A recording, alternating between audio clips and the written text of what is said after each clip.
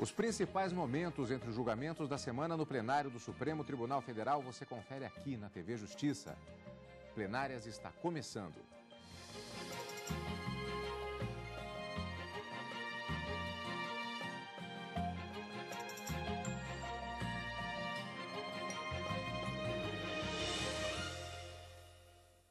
Em foco, as sessões dos dias 18 e 19 de setembro de 2013. Karina, embora tenhamos diversas decisões importantes, inclusive com repercussão geral no plenário do Supremo Tribunal Federal, mas acho que de longe o que mais chama a atenção é exatamente a finalização do julgamento dos agravos regimentais nos embargos infringentes na ação penal 470. Exatamente, essa era a grande expectativa da semana com o voto do ministro Celso de Mello, que acabou colocando uma pá de cal, vamos dizer assim, colocando um ponto final na discussão sobre o cabimento ou não desses embargos infringentes na forma como prevista no artigo 333, inciso 1 do Regimento Interno da Suprema Corte.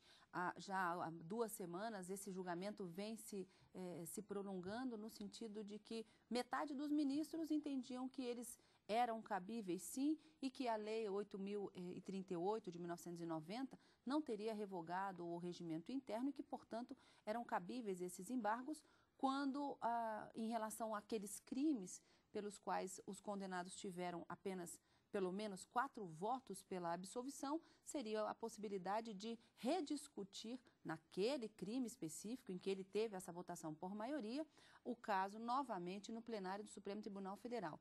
E a outra corrente que se formou foi no sentido de que essa Lei 8.038, confeccionada pelo Congresso Nacional, ao não dispor sobre a possibilidade de embargos infringentes, teria, sim, revogado tacitamente o regimento interno, daí a entender que eles não seriam cabíveis. E essa semana o ministro Celso de Mello proferiu o seu voto de uma forma como a gente pôde verificar ao longo de 2 horas da sua manifestação, do voto proferido na quarta-feira, que foi uma decisão bastante técnica, bastante fundamentada. O ministro Celso de Mello tentou, de todas as formas, rebater os argumentos que entendiam do contrário, de que os embargos infringentes não seriam cabíveis, e foi até a exposição de motivos dessa Lei 8.038, que é a lei que regulamenta, desde 1990, essas ações penais originárias aqui no Supremo e também no STJ.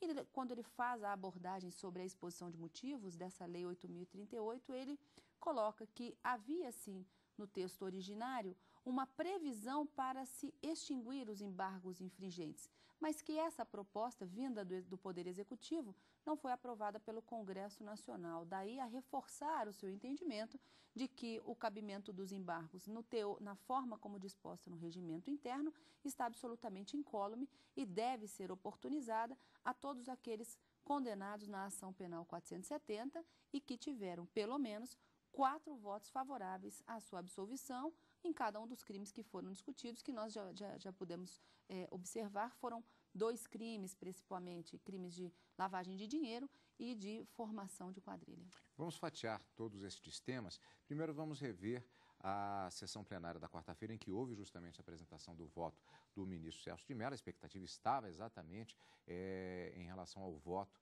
do ministro, que acabou se manifestando, como já adiantou a Karina, inclusive, a favor da aceitação dos embargos infringentes. E, com isso, portanto, 12 réus da ação penal 470 podem recorrer quanto à condenação pelos crimes, vamos repetir, formação de quadrilha e lavagem de dinheiro. A votação foi apertada 6-5. O ministro Celso de Mello justificou o voto por quase 2 horas.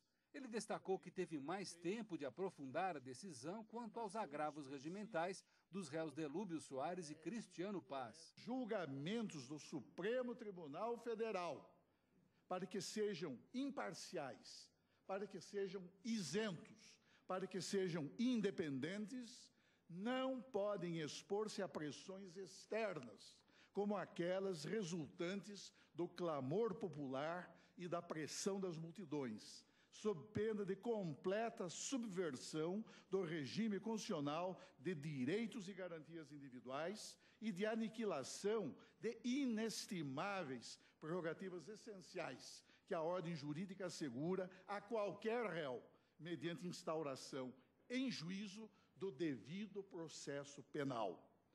A questão da legitimidade do Poder Judiciário e do exercício independente da atividade jurisdicional foi bem analisada em brilhante artigo da lavra do eminente juiz federal, Dr. Paulo Mário Canabarro Neto, que examinou o tema da perspectiva das manifestações populares e da opinião pública, sustentando com razão que a legitimidade do Poder Judiciário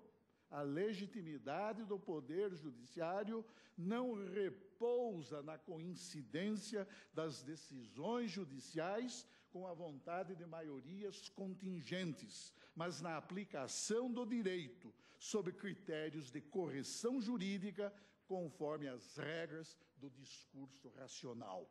O ministro lembrou que na redação original da lei que regula a tramitação dos processos no STF e no STJ, de iniciativa da Presidência da República, havia a previsão da extinção dos embargos infringentes no âmbito do STF.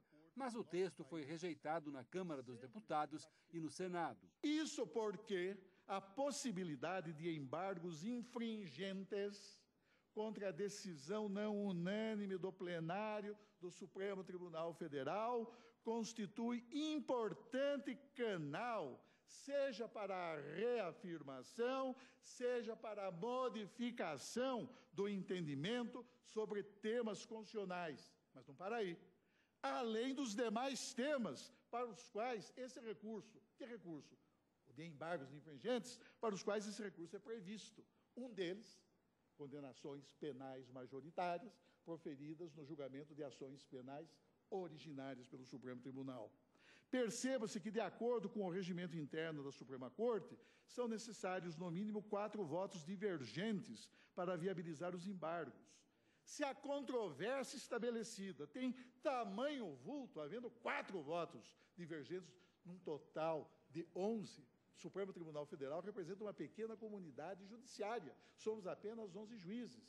E 4 votos são altamente significativos no contexto das turmas. Por exemplo, 4 votos na turma representam a maioria. Por isso, a exigência racional de 4 votos vencidos a conferir maior densidade, maior plausibilidade à pretensão jurídica deduzida pela parte embargante. No final, o ministro Celso de Mello pronunciou o voto dele. A mera existência desta divisão num julgamento penal proferido originariamente pela Suprema Corte do nosso país, em instância única, tudo isso recomendaria que admitíssemos a possibilidade dos embargos infringentes. Mas eu vou além.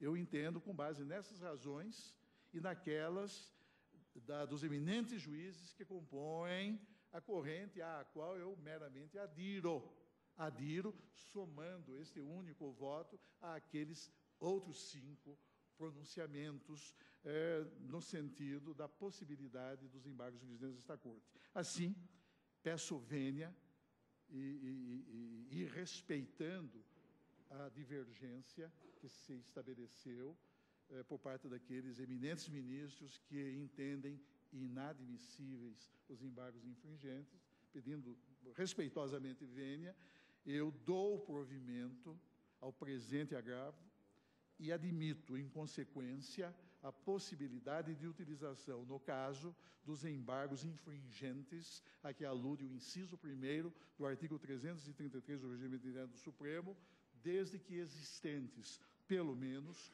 4 votos vencidos, acompanhando, por tal razão, a divergência iniciada pelo eminente ministro Luiz Roberto Barroso. Nesse sentido, senhor presidente, é o meu voto. Com este voto, 12 réus da ação penal 470 podem recorrer da condenação quanto aos crimes de lavagem de dinheiro e formação de quadrilha. Bom, Karine, então vamos fatiar o tema. Inclusive, vou repetir até uma pergunta que eu lhe fiz ao vivo, exatamente durante as sessões da semana, quando estávamos fazendo acompanhamento, que é com relação a uma expressão que está sendo utilizada muito comumente, no sentido de dizer que haverá um novo julgamento do caso da ação penal 470. Essa afirmação ela não é precisa, na verdade. De forma alguma. Foram ao todo, salvo engano, 8 crimes que foram alvo dessa ação penal 470. Corrupção ativa, passiva, peculato, formação de quadrilha, lavagem de dinheiro, evasão de divisas, enfim. Apenas naqueles casos e para aqueles condenados com uma decisão por maioria, foi o que o ministro disse, por decisão majoritária, com 4 votos favoráveis à absolvição, e para aqueles crimes em que eles obtiveram esse quórum de votação, é que será possível rediscutir a sua condenação. E nessa rediscussão, nós temos 3 hipóteses. A primeira hipótese é de que o plenário, ao se debruçar sobre aqueles crimes, ou formação de quadrilha, que nós tivemos condenados por formação de quadrilha com 4 votos favoráveis à absolvição, e também condenados por lavagem de dinheiro com 4 votos pela absolvição. Então, serão basicamente esses 2 tipos de crime que serão discutidos ou que poderão ser rediscutidos em sede de embargos infringentes. E nesses casos, nós temos 3 hipóteses. Primeiro, o plenário do Supremo Tribunal Federal, ao julgar esse recurso ou esses embargos infringentes, poderá manter a sua decisão e condenar, não fazer qualquer tipo de alteração, poderá, por uma maioria que se formar, absolver os réus que antes haviam sido condenados, ou ainda pode manter a condenação, mas alterar o cálculo da pena. Então, a pena pode vir a ser reduzida. Só naqueles nesses crimes em que houve uma votação por maioria e com 4 votos favoráveis. Se em uma determinada condenação, um determinado réu teve apenas 2 votos favoráveis pela absolvição, ele não preenche os requisitos de admissibilidade, de acordo com o que prevê o próprio regimento interno do Supremo, para a interposição de embargos infringentes. Tem que ter tido 4 votos, conforme diz o regimento. Aliás, Karina, houve até uma tentativa, que foi julgamento, inclusive, que aconteceu na sessão plenária da quarta-feira, na segunda parte da sessão, logo depois do término do voto do ministro Celso de Mello. O ministro Joaquim Barbosa chamou o intervalo da sessão e, no retorno, eles prosseguiram em relação ao agravo de Pedro Correia, que pedia exatamente ao Supremo que todos os réus com ao menos um voto favorável pudessem entrar com o recurso. Só que os ministros negaram esse agravo por unanimidade, só cabendo, segundo o Supremo Tribunal Federal, embargos infringentes se o condenado nos casos que tenha obtido pelo menos 4 votos favoráveis, exatamente naqueles crimes que já foram ditos. Exatamente. E aí, nesse caso, havendo esse rejulgamento, muito se falou durante essa semana sobre a impunidade dos condenados e esse novo rejulgamento vai protelar ainda mais a decisão. Na verdade, as condenações, a menos que haja uma absolvição, e isso pode reverter, haverá absolvição apenas em crimes de formação de quadrilha e de lavagem de dinheiro. Ao que me consta, nenhum dos condenados foram apenas pelo crime de formação de quadrilha. Então, teve formação de quadrilha e peculato, formação de quadrilha e outro crime. Então, a discussão gira em torno desses 2 crimes apenas. E havendo, porventura, se não houver uma absolvição, mas se houver, porventura, uma redução da pena, então uma modificação no cálculo, como sinalizou o próprio ministro Ricardo Lewandowski, em sede de julgamento nos embargos de declaração, ele entendia que algumas das penas, principalmente em formação de quadrilha, teria sido desproporcional. Então, acredita-se que isso pode ser um dos motivos que vão levar a discussão ao plenário do Supremo Tribunal Federal, que será com relação a essa dosimetria da pena. Imaginemos que na dosimetria da pena haja uma redução. O que pode acontecer para aqueles condenados na ação penal 470 que tiverem reduzida a sua pena ou na lavagem de dinheiro ou no crime de formação de quadrilha? Poderá, no total das penas que foram condenados, ter uma redução para menos de 8 anos, o que implicará, nesse caso, a modificação do regime de cumprimento da pena. Então, eles continuarão condenados, a menos que não sejam absolvidos, é claro, mas em continuando a condenação, caso eles não sejam condenados por uma prisão superior a 8 anos, haverá a possibilidade de cumprimento da pena no regime semiaberto.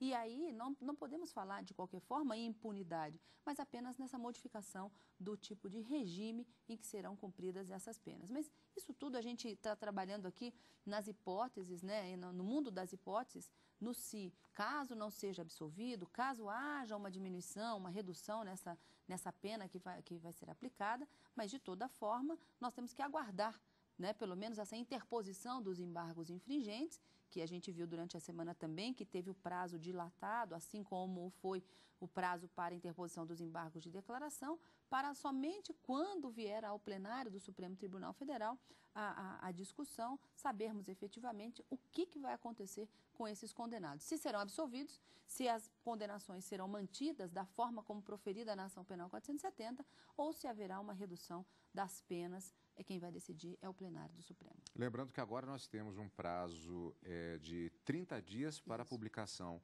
dos acórdãos dos embargos declaratórios que haviam sido julgados na semana anterior, e aí sim a possibilidade de apresentação dos embargos infringentes, sendo que o Supremo Tribunal Federal decidiu na sessão de quarta-feira, justamente na segunda parte, que o prazo para apresentação de embargos infringentes de 15 dias será dobrado para 30 dias, conforme pedido de Cristiano Paes, ex-sócio de Marcos Valério.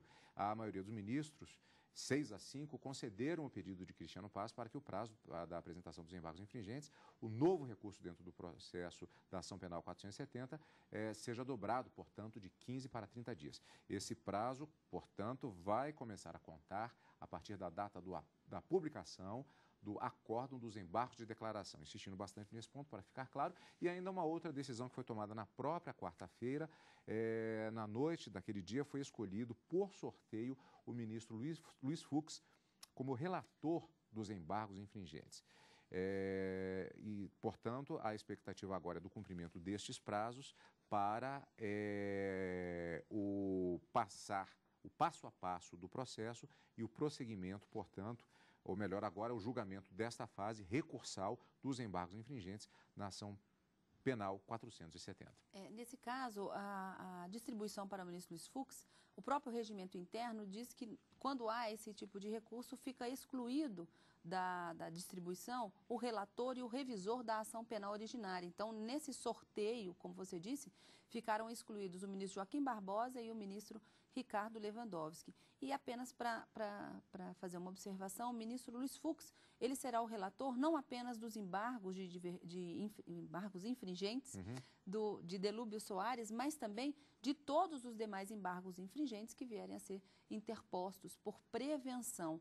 Já que a complexidade do tema envolve todos os fatos, nada mais justo do que ficar prevento o ministro Luiz Fux para a análise e trazer todos esses casos a julgamento, assim que ele disponibilizar todos esses, o seu voto, né, na verdade, para ser incluído na pauta de julgamentos pelo presidente, pelo ministro Joaquim Barbosa. Então, vamos aguardar. O ministro Luiz Fux é o relator dos embargos infringentes, já de Delúbio e os demais que vierem. Vamos aguardar pauta para julgamento. E a cobertura completa você sempre acompanha aqui na TV Justiça.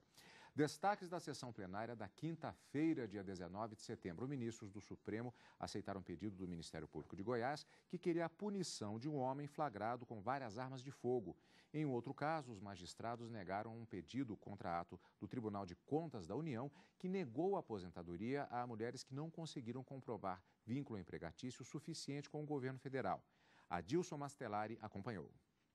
Na sessão desta quinta-feira, os ministros negaram mandado de segurança com pedido de liminar contra ato do Tribunal de Contas da União, que negou o registro de aposentadoria a mulheres que não conseguiram comprovar vínculo empregatício com o Ministério da Educação suficiente para garantir o direito. Em outro julgamento, a Corte aceitou o recurso extraordinário do Ministério Público de Goiás contra o acórdão do Tribunal de Justiça do Estado que extinguia a punição para um lavrador pela posse de 6 armas de fogo e munição. Um revólver Taurus calibre 22, com a numeração aqui, intactas a numeração, uma cartucheira Ross calibre 28, um rifle CBC calibre 22, uma espingarda de fabricação caseira sem marca visível, uma espingarda Henrique Laporte cano longo, uma espingarda marca Rossi calibre 36, 9 cartuchos, sendo 5 de metal e cheios, calibre 28 e 4 sacos de plástico e com projéteis do calibre 20. O crime teria ocorrido em dezembro de 2007. Na ocasião, o TJ de Goiás extinguiu a punição e considerou que o lavrador deveria ser absolvido. Naquele momento, o Tribunal Goiano se apoiou na lei vigente que estendeu o prazo para registro ou entrega de armas de fogo de uso permitido até 31 de dezembro de 2009. A Corte do Supremo, por unanimidade, aceitou o recurso do Ministério Público para restabelecer a sentença de primeira instância com a condenação do lavrador por porte ilegal de arma de fogo. É cabível cogitar da retroatividade, com base no artigo 5º, inciso 40 da lei, para extinguir a punibilidade do delito de posse de arma de fogo cometido antes da sua entrada em vigor, mercê da impossibilidade de regularização do registro quando da prática do crime. Vai dizer em 27/12/2007. Em idêntico sentido, se firmou a jurisprudência desse Supremo Tribunal Federal, ou seja, pela irretroatividade do prazo previsto na Lei 11.706, porquanto lei temporária. E aqui eu trouxe à colação esses arestos antigos e a doutrina dos professores Juarez Cirino e René Arialdotti, no sentido de que a lei temporária ela não tem retroatividade, ela tem ultratividade. O professor René Arialdotti, inclusive, é taxativo, assim como é também o professor Juarez Cirino, citando a doutrina de Nelson Hungria e Heleno Fragoso, no sentido de que a lei excepcional temporária ela tem caráter ultraativo, em face da regra clara do artigo 3º do Código Penal, que eu volto a fazer uma leitura rápida. A lei excepcional temporária, embora decorrido o período de sua duração ou cessadas as circunstâncias que a determinaram, aplica-se ao fato praticado durante a sua vigência. Artigo 3º. Então, diz o professor René Arialdotti, a lei excepcional temporária tem caráter ultrativo em face da regra do artigo 3º, porquanto justificada essa orientação na exposição de motivos da parte geral do Código Penal em sua redação original, na parte em que salienta que a ultratividade desse tipo de lei visa impedir que, tratando-se de lei previamente limitadas no tempo, possam ser frustradas as suas sanções por expediente astucioso no sentido do retardamento dos processos penais. Aqui ele faz uma remissão ao tratado do professor Frederico Marques. E acrescento, o Supremo Tribunal Federal já decidiu que a revogação, alteração da tabela ou a liberação de preços posteriores à infringência da norma penal em branco não descriminalizam o fato típico anterior. Karina, portanto, então reforçando, né? Eu acho que ficou até claro, mas ele restabeleceu a decisão do Tribunal de Justiça. Esse recurso extraordinário acabou sendo provido, né, por votação unânime, reafirmando a jurisprudência do próprio Supremo Tribunal Federal, já que esse recurso extraordinário teve a repercussão geral reconhecida, então essa decisão vai valer para outros processos, outros recursos extraordinários que estavam pendentes desse julgamento, para entender que, nesse caso do Estatuto do Desarmamento e todas as leis temporárias que vieram posteriormente, previam apenas a possibilidade, que não seria crime o porte dessas armas durante o período daquelas leis que foram publicadas. E que no momento em que esse lavrador foi pego com essas armas e não tinha esse porte, não havia durante aquele período, na verdade o fato aconteceu dia 27 de dezembro de 2007, nesse período não estava em vigor qualquer das leis temporárias que permitia o registro ou a entrega para indenização, desde que comprovada a licitude, a nota fiscal da arma perante a Polícia Federal. Nesse período não havia qualquer lei temporária que excluísse o crime de porte ilegal de arma de fogo. E, portanto, o lavrador ele tinha sido condenado em primeira instância pelo Tribunal de Justiça do Estado de Goiás e, na segunda instância, o tribunal entendeu que não, que as leis deveriam ser aplicadas de forma retroativa para inocentar, vamos dizer assim, o que tecnicamente a gente diz, extinguir a punibilidade desse lavrador.